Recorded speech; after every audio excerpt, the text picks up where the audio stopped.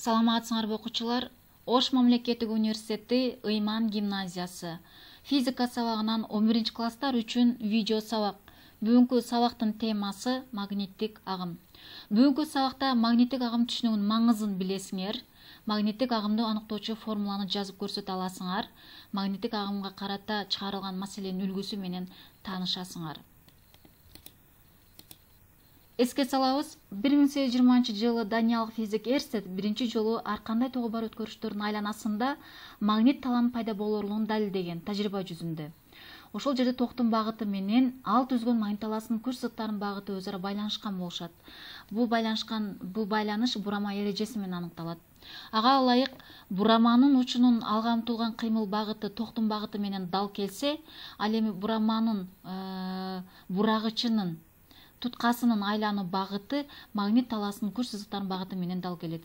Сүрөттө схемада көрүнүп турат. Демек, бураманын учунун алга умтулган кыймыл багыты токтун багытына дал келе турган болсо, ал эми анын айлануу туткасынын айлануу багыты бул магнит талаасынын күч сызыктары менен дал келет. Эгерде түз тогу бар өткөргүчтү магнит талаасына жайгаштыра турган болсок, ушул магнит тала тарабынан өткөргүчкө күч аракет этет. Ушул күчтүн багытын көрсөтүш үчүн сол кол эрежеси киргизилген. Ага ылайык, эгер сол колду таланын күч сызыктары алаканга киргидей, ал эми 4 манжа токтун багытын көрсөткөндөй кылып жайга койсок, анда 90 градус абалындагы баш бармак тогу бар өткөрүчкө таасир эткен күчтүн багытын көрсөтөт. Демек, 90 градус бурч менен тогу бар өткөрүчкө магнит тала тарабынан күч аракет этилет экен. Ошол күч ампер күчү болуп эсептелинет. Ампер күчүнүн формуласы B/I delta L көйдүлгөн синус альфага барабар. Ушул жерде B жол болсо магниттик индукция деген жаңы физикалык чоңдук бар. Вектордук чоңдук. Бул магниттик индукция эмнени аныктайт? Магниттик индукция бул магнит талаасынын күчтүк мүнөздөчүсү болот. Тагыраак айтканда, магнит талаасынын күчтүк жактан мүнөздөчү вектордук чоңдук бул магниттик индукция болуп саналат. Магниттик индукциянын бирдиги Си системасында Тесла болуп эсептелинет. Тесла эмнеге барабар? Ампер күчүнүн Б'ни таба турган болсок, магниттик индукцияны таба турган болсок, анда F бөлүнгөн ILге барабар. Башкача айтканда, күчтүн бирдиги Ньютон, токтун бирдиги ампер, Lдын узундуктун бирдиги метр дагы Ньютон бөлүнгөн ампер көбөйтүлгөн метр бул Тесланы берет. Демек, Си системасында магниттик индукциянын бирдиги бул Тесла болуп саналат. Ал эми биздин бүгүнкү өтө турган темабыз магниттик агым. Магниттик агымга аныктама берерден мурун биз бир тектүү магнит тала деген түшүнүктү киргизип алышыбыз керек. Бардык чекиттеринде магниттик индукция векторлору бирдей болгон, чоңдуктары боюнча барабар жана бирдей багытка ээ болушкан магнит талаасы бул бир тектүү магнит тала болуп саналат. Мына жерде азыр сүрөттө бир тектүү магнит таланын сүрөтү, схемалык сүрөтү көрүнүп турат. Демек, бул жерде бардык чекиттеринде магниттик индукция векторлору бирдей, чоңдуктары боюнча дагы барабар жана алар бирдей багытка ээ. Ошондой эле бир тектүү магнит талаанын магниттик күч сызыктары дагы өз ара жарыш абалда турушат, жарыш болушат. Ушундай тала бир тектүү магнит тала деп аталат. Схемалык сүрөттө турат. Эми магниттик агым деген эмне? Магниттик агым физикада фи тамгасы менен белгиленет, грек тилинде фи тамгасы менен белгиленет. С аянты аркылуу өткөн магниттик күч сызыктардын саны магниттик агым деп аталат. Магниттик агымдын формуласы фи барабар B көбөйтүлгөн S. Бул жерде B магниттик индукция векторлору, ал эми S деген бул аянты, беттик аянты.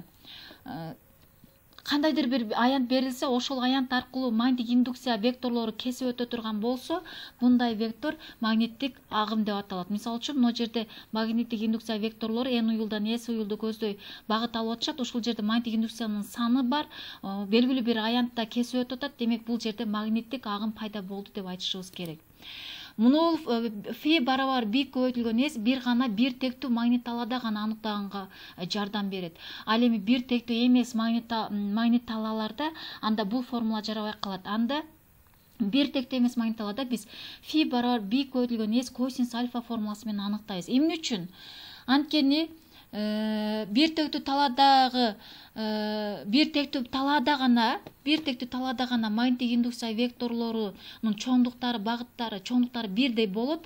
Ал эми бир тектүү эмес магнит талаада магниттик индукция векторлорунун чоңдуктары бирдей болбойт. Анткени бул жерде S аянтынын ар кандай чекиттеринде индукциянын чоңдуктары бирдей болбойт. Ошого байланыштуу ушул формула фи барар b көбөйтүлгөн S формуласы бир тектүү эмес магнит талаасында жарабай калат.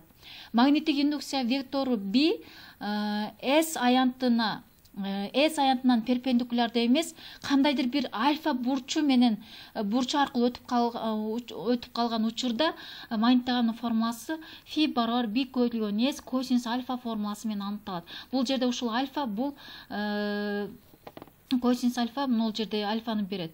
Ошол b менен магниттик индукция вектору менен S-тин ортосунда бурчту берүү үчүн биз нормал вектор киргизилгенде нормал вектор ушул альфа бурчун аныктоого жардам берет. Качан бул формула бир тектүү эмес магнит талаасын аныктоодо колдонулат? Ал эми бир тектүү магнит талаасында фи барар b көбөйтүлгөн S формуласы менен аныкталат. Мындан түшүнүшүбүз керек, эгерде канчалык магниттик индукция векторлорунун саны көп боло турган болсо, же болбосо канчалык көп магниттик күч сызыктары кесип өтө турган болсо белгилүү бир аянтта, ошончолук көп магнит агым жогору дегенди түшүнсөк болот. Сиз системасында магниттик агымдын бирдик үчүн Вебер кабыл алынган, немис физиги Вебердин атынан коюлган. Эми Вебер деп эмнени айтабыз? Индукциясы 1 Тесла болгон бир тектүү магнит талаасында индукция векторуна перпендикулярда болуп жайланышкан 1 метр квадрат аянт аркылуу өткөн магнит агымы бул Вебер деп аталат. Формуланы формулировкалап сүйлөтүп атат да. Фи барабар b көбөйтүлгөн S да формулабыз. Ошодо индукция векторунун бирдиги Тесла, S метр квадрат аянты. Демек Тесла көбөйтүлгөн метр квадрат Веберге барабар экен. Анда ушул Вебер деп эмнени айтабыз дегенде, ушул индукциясы 1 Тесла болгон бир тектүү магнит талаасында индукция векторуна перпендикулярда болуп жайланышкан 1 метр квадрат аянт аркылуу өткөн магнит агымы бул Вебер деп аталат. Анда эмесе магниттик агымга маселе чыгарып көрөлү. Индукциясы 20 милли Тесла болгон бир тектүү магнит талаасынын күч сызыктары узуну 4 см, турасы 3 см болгон тик бурчтуу рамкага 60 градус бурч менен түшүп жатат. Рамкадан өтүп жаткан магнит агым эмнеге барабар? Демек, магниттик индукция вектору b барабар 20 милли Тесла экен, системасын айландырайлы. Милли деген 10⁻³ барабар, 20 көйүп салсак 0,2 Теслага барабар. Тик бурчтуу рамканын узуну 4 см экен, турасы 3 см экен. Демек 4 см 0,4 метр бар, 3 см 0,3 метр бар. Альфа 60 градуска барабар экен. Фи барабар b көбөйтүлгөн S косинус альфага барабар да. Демек бул жерде биз S-ти аянты берилген эмес, аянтын ордуна узуну жана турасы берилген. Демек узуну жана турасы белгилүү болсо биз аянтты таба алабыз. S барабар A көбөйтүлгөн V формуласы менен. Анда формула ушул даяр формуланын ордуна эле сан маанилерин коюп коебуз. Фи барабар магниттик индукция вектору 20 милли Тесла, демек 0,2 көбөйтүлгөн 0,4 көбөйтүлгөн 0,3, эки жактан узун жана турасын коюп атасыз, жана косинус 60 градус, демек жалпы 12 көбөйтүлгөн 10⁻6 Веберге барабар болот экен. Демек жообу 12 көбөйтүлгөн 10⁻6 Вебер. Формула маселенин шартына жараша, маселенин шартына карата эмне формуланы коюп иштей алышыбыз керек. Вебер болсо Тесла көбөйтүлгөн метр квадрат, могу жерде метр болуп калыптыр. Метр квадрат бул Веберди берет. Кандай эмес өзүңөр текшергиле. Бир тектүү талаадагы магнит агымын аныктоочу формуланы көрсөткүлө. Бир тектүү талаадагы магнит агымын бир тектүү магнит талаасындагы таладагы магнит агымын аныктоочу формуланы көрсөткүлө. F барабар b IL синус альфа A'сы, B'сы V барабар F бөлүнгөн IL синус альфа, V'сы F барабар BS, ал эми G'сы фи барабар BS косинус альфа. Жанагы эле айтып өткөнүбүздөй, бир тектүү магнит талаада талаадагы магнит агымынын формуласын биз туура жообу V фи барабар b көбөйтүлгөн S формуласы менен аныктайбыз. Магнит агымын бирден көрсөт. A'сы Тесла, B'сы Вебер, V'сы Ампер, G'сы Эрстед. Демек силер эстедиңер деп ойлойм.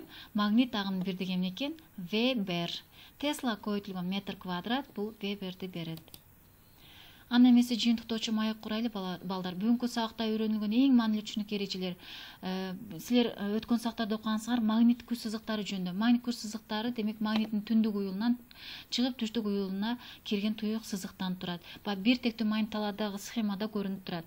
Магниттик индукция агымы кандайдыр бир кесилиш беттик аянттан өтүп жаткан магниттик индукциянын агымы демек магниттик агым деп аталат. Магниттик агым, магниттик индукция бул векторунан ошол бетке көбөйтүүнүсүн айтылат. Демек фи барабар бир көбөйтүлгөн s же болбосо дельта s.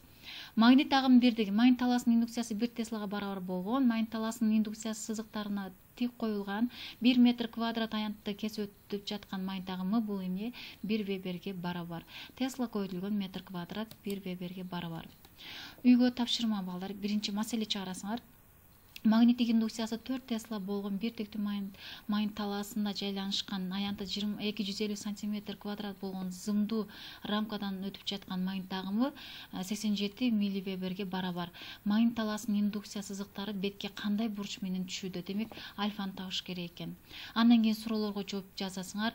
Магнит тала индукциясы дегенде эмнени түшүнөсүң? Жана ал кандай биrdикте өлчөнөт? Магнит талаасынын күч сызыктары кандай мүнөзгө ээ? Магнит агымына мүнөздөмө бер.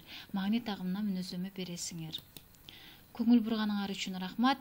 Эгерде түшүнбөгөн суроолор болсо, ушул төмөндөгү электрондук почтага кайрылсаңар болот. Саламатта калгыла.